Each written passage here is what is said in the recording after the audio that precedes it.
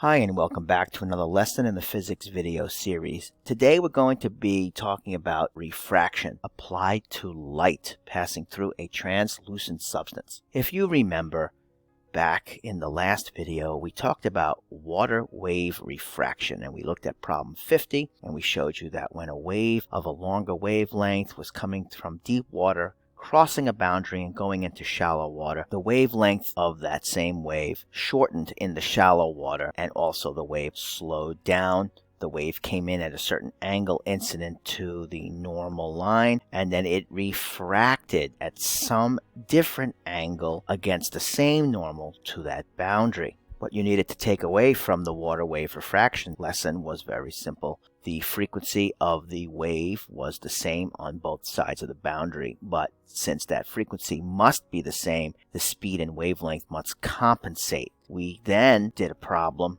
like this one, number 50, which asked you about refraction, and we analyzed the wavelength ratios V1 to V2, and we analyzed the wavelength to speed ratios lambda 1 to lambda 2 equaling V1 to V2. But I said to you, leave aside this N2 to N1 business. Well, today that's what we're going to talk about, because this rule right here, Snell's law, N1 sine theta 1 equals N2 sine theta 2, depends on N. Let's take a look at the reference table and see what formulas we're going to need during this lesson. So here we are on page 5 of the reference table, and we see the formulas W1 and W2 for velocity of a wave and period of a wave. And then we did a lesson on formula W3, which is the reflection law, saying that the angle that a wave comes in, its incident angle, is equal to its reflected angle. And that's where we stopped. Well, today we're going to talk about formulas W4, W5, and W6. So let's get started in discussing what formula W4 says. The index of refraction ratio. We have proven in earlier videos that light behaves as a wave, and we proved that in the last video when we studied wave diffraction. And we sent a laser beam through a slit opening, and that laser beam diffracted into a certain pattern. Let me just show you what that pattern was to remind you. Here you see the pattern that we talked about. When you sent the laser beam through the two slits or one slit, you had an interference and diffraction pattern, because when the wave goes through the hole, it makes these circular ripples. The two circular ripples overlap each other. Then the areas of positive interference create antinodes, and the areas or the zones of destructive interference cause nodes. We have a central order maximum, and to the left and to the right you have decreasing amplitudes, which translates in this case of light to decreasing brightness. And in between each of these bright spots there was a dark spot. So we proved back then that light is a wave. Now what about when light passes through a material? When light passes through a material, there is a ratio of the speed of light in air to the speed of light in the material. And that ratio is called the index of refraction, letter N. Now there is a particular chart on the reference table on a different page, which I'll show you, that gives you a list or a table of different materials and their N values. Let's take a look at that.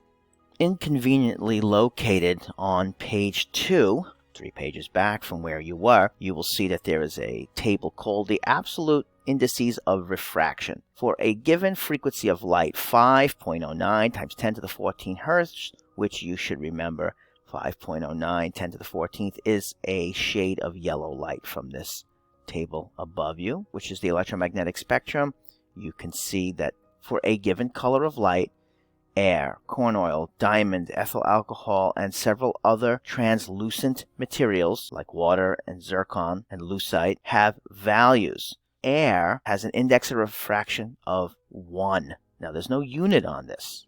It's just 1. Really, because it is based on how the formula goes. So let me just show you the derivation of the index of refraction of air.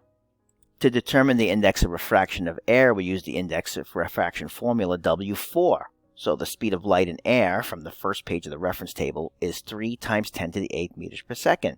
And the speed of light through the air is the same value. And since 3 times 10 to the 8th divided by 3 times 10 to the 8th meters per second equals 1, where the units cancel out, the index of refraction for air, and really a vacuum also, is the number 1.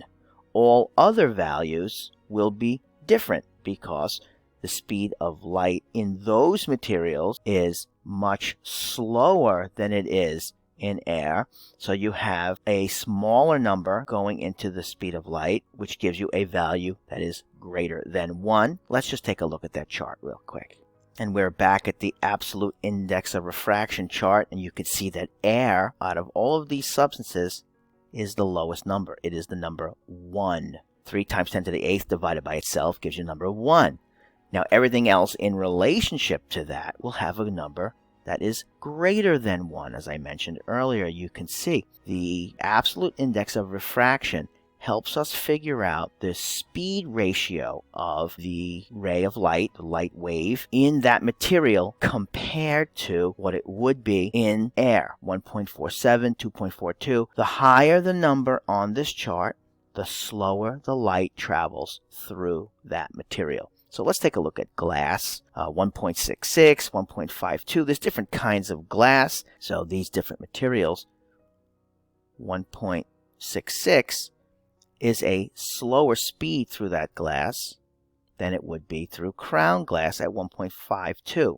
The higher this index of refraction, the slower the light goes through that material. But there's also something that goes with that. The greater the bending of refraction as it passes across the boundary into that material. We're going to summarize 3 basic refraction rules. Let's take a look at them. There are 3 basic refractive laws. One has to do with the index of refraction. The next one has to do with the ratio of the indices of refraction of 2 materials, and one is a particular one related to a certain angle called the critical angle. So let's explain these. The first refractive law is the index of refraction law. And I made a little rhyme, and it goes like this. The greater the n, the greater the bend. The greater the n, the greater the bend. If I go back to the reference table, absolute indices of refraction, and I see all these different numbers, and I know that air is an index of refraction of 1, n equals 1, that means that air has no bending. But all these other numbers, which are higher than n, cause light to bend when it crosses from air into these substances. And the higher the number, the more bending. The greater the n, the greater the bend. So if light passes from air into corn oil, this 1.47, versus light passing from air into diamond, which is 2.42, the light will bend or refract more at the air-diamond interface than it would at the air-corn oil interface. And that's the general rule about the index of refraction. The greater the n, the greater the bend. Let's take a look at this problem. Number 2. Which graph best represents the relationship between the absolute index of refraction and the speed of light for that given frequency in various media? And the answer is choice 2. Here we could see that the formula W4, n equals c divided by v, has a ratio of the speed of light in air compared to the speed of light in a substance, and that speed of light, c, is a constant. So since v can change, it's a constant over a changing denominator, and that gives you this curve shape right here. So that's choice 2. Let's take a look at another problem. Here in problem 17, when a light wave enters a new medium and is refracted, there must be a change in the light wave's speed. Since the frequency must be the same, the ratio of speed to wavelength has to change accordingly. Let's take a look at another problem. Here in problem 20, we need to use the index of refraction for a substance to find the speed in that substance. The problem says the speed of a ray of light traveling through a substance having an absolute index of refraction of 1.1 is. Well, we know that n equals c divided by v in the substance.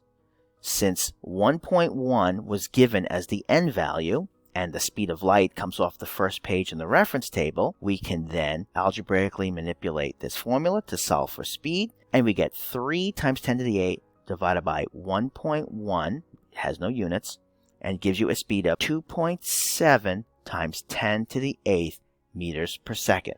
A good question might be to ask, what material has an index of refraction of 1.1? If you look on our table of indices of refraction, you see that there is no 1.1 here, so that material is not listed. You'd have to go to a real table of values to find that information. But that is something they could ask you.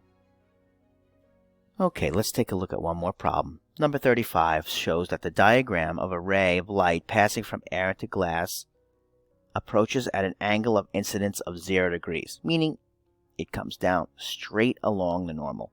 Which statement best describes the speed and direction of the ray of light as it passes into the glass? Well, this is something you should remember from the last video about refraction.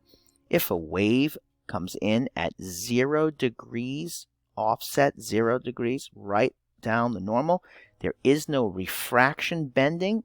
It stays in the same direction, but the speed does slow down. I have a little example here. N1 V1 equals N2 V2, and that comes right off the reference table. That is equation W6, and I compare just the N's to the V's, and that's how I get this formula. And I know that one of those V's is the speed of light, and so the speed in the second material is a ratio of the two indices of refraction multiplied by the speed of light. And since N1 is air, because that's the first place you started, 1 times C is basically C divided by the index of refraction of the other material, and that's what the slower speed would compute to be. All right, thank you for watching, and we'll see you in the next video where we talk about Snell's law.